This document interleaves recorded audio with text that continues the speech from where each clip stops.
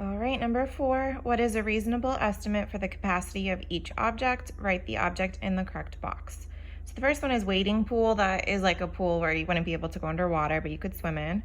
A bucket, a water pitcher, and a soup bowl. And we see 2 cups, 2 quarts, 5 gallons, and 90 gallons. So real quick, you might need to look back to remind yourself what these units of capacity look like. So a cup is like a small measuring cup that, I don't know, half of a mug.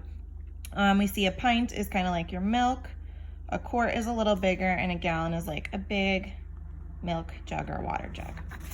So to make this problem easy, first I would look at what you think is the biggest and then what we think is the smallest. So out of all these things, the only one a human could swim in would be a wading pool. So that one's the biggest.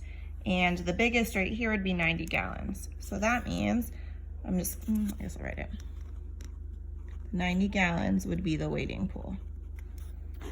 Okay, then for my smallest, we know that cups are smaller than quarts and gallons. So our smallest one here between a bucket, a water pitcher, and a soup bowl would be a soup bowl.